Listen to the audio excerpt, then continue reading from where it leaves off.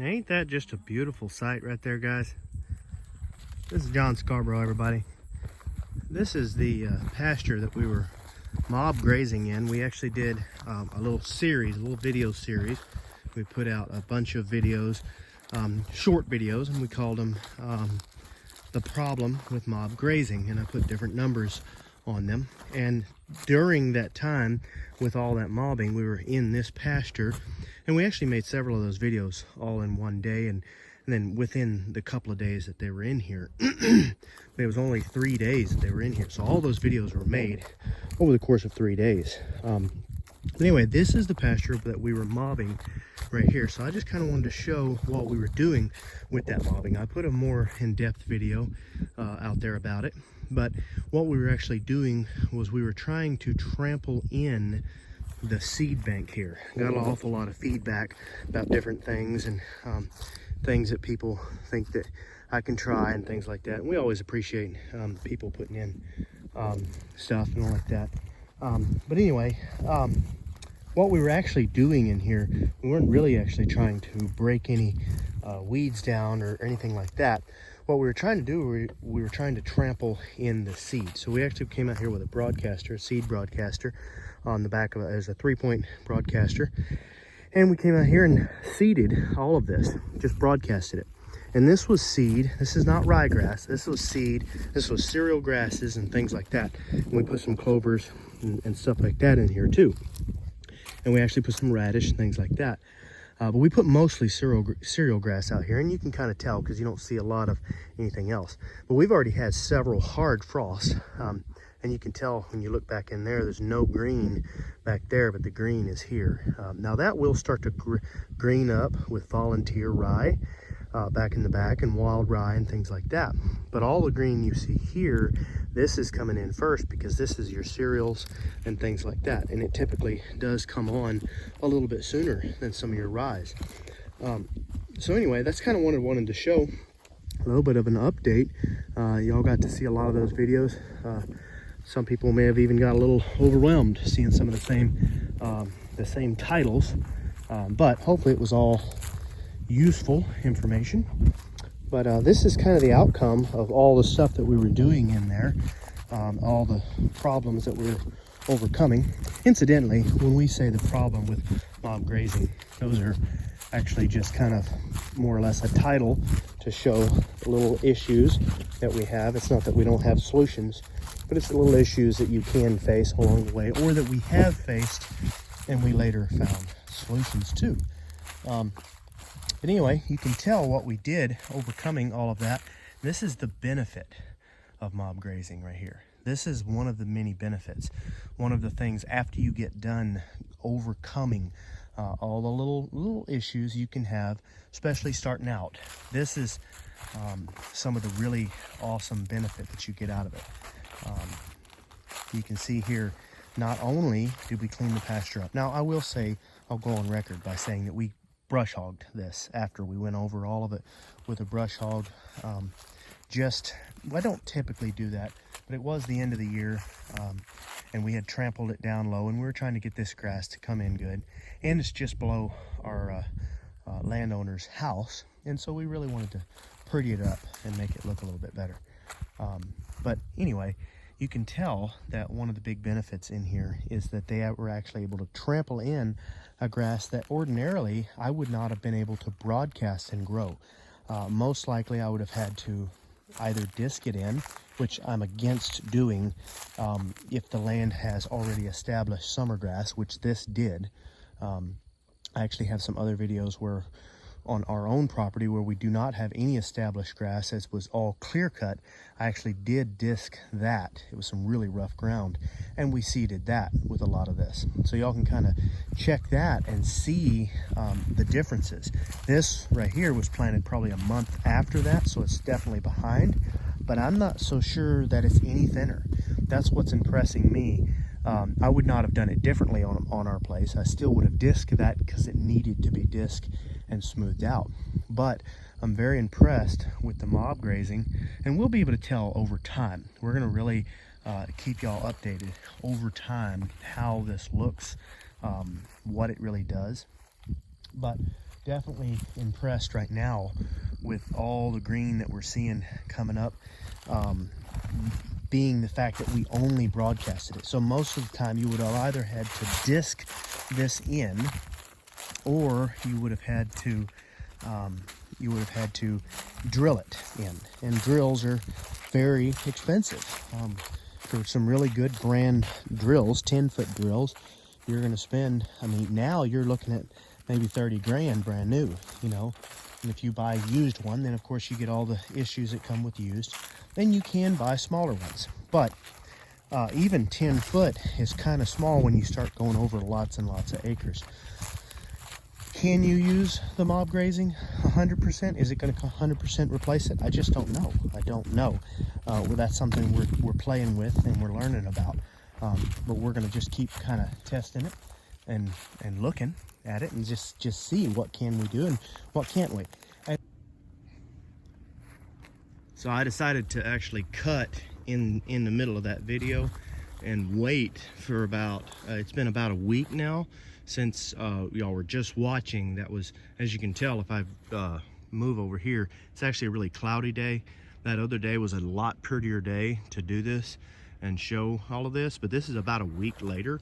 And I just wanted to show that we are now coming in with the radishes and the turnips and all like that. The clovers are kind of coming in. You can kind of see a little bit right in there, a little bit here and there. They are coming in. I have noticed that the clover comes in slower than the rest of it, but it does seem to be coming in everywhere. So I just kind of wanted to actually cut out and go into this part and show y'all just a little bit more what we got going on. Of course, right in there, that's a weed coming up. That's probably a weed they'll eat. A lot of times the winter weeds they'll actually eat and get some, I don't know what they get from it, but if they'll eat it, then I'll let them do it. But so far we're not seeing just a huge amount of clover, but as you can tell, there is some clover, if you can kind of hiding underneath there. So it's all under there, it just hasn't come up yet. So everything's coming up. I don't know if you can see out there quite as well as what I was showing before, but it's all coming up really well. So I just wanted to kind of end the video on pretty much saying that the mob grazing, the mobbing of these seeds seem to work very, very well. And honestly, if you go back and look at a lot of those videos that I had made, the problem with mob grazing, I mean, actually, if you look down right here, we're coming up very well. That's growing very well. I wouldn't be surprised if some of this catches up with some of the stuff that I actually disc in. So I'm very impressed and very happy to see it. Of course, in our clay spots, it's not coming up as much, but we got some really dense clay down in there. So I would love to see next year what putting all of this radish and all like that into the soil will actually do, because it's supposed to be a soil buster and a soil builder. So we'll just see. We're putting it in some really packed clay, hoping to kind of make this pasture right here a little bit of a better pasture. So we're kind of getting a 2-for-1 here. We're actually getting, if it will do what we're wanting, for one, we'll save a little, well, maybe a 3-for-1. We're going to save a little money on hay consumption is the hope. We'll talk about that as the winter goes on. But hopefully we'll save a little bit of money on the hay consumption because we're actually able to feed this winter forage. We've always had ryegrass, but we're not able to really feed much of it until around March. They'll get a little, but not a lot. But we're hoping to get out of these cereals and radishes and stuff, we're hoping to actually get earlier feeding. Maybe even, we're in December, about December the 6th right now, so we're hoping to even get a little bit of feeding in December right now, maybe in a week or so on the other place across the road, well, our place. But anyway, so we'll see for sure. But then the next thing after the saving the money on the hay is, of course, you get a little more. This is going to offer more gain. They're going to actually gain more. They're going to feed their calves better. They're going to have better milk production, and then your steers are actually going to put on better marbling and do a better job gaining off of this. So you're actually gaining a little bit in the winter, whereas normally for us in the winter, it's just kind of a dormant period. We're just keeping the flesh on. We're not really gaining a whole lot of weight. So that's kind of the hoped added benefit, is to be able to gain a little at the same time. And that would really be huge if we could do that while saving some money on some hay. Even if we didn't save money on hay, if we could increase the gain, that would definitely be huge, especially with a forage fed operation. I mean, I say we're not grass fed. We let them eat whatever they'll eat. People call it grass fed, but really it's forage fed. It's whatever they find and consume. We just don't feed them grain is all. We don't feed them anything like that to bring them on, to bring them through. But with a forage fed and finished operation, we're trying to finish beef on forage. That's huge to be able to do that, because it can be kind of hard to get your cows finished in a timely manner, to get your steers finished. So this could be huge for us, and I'm really excited about this for sure.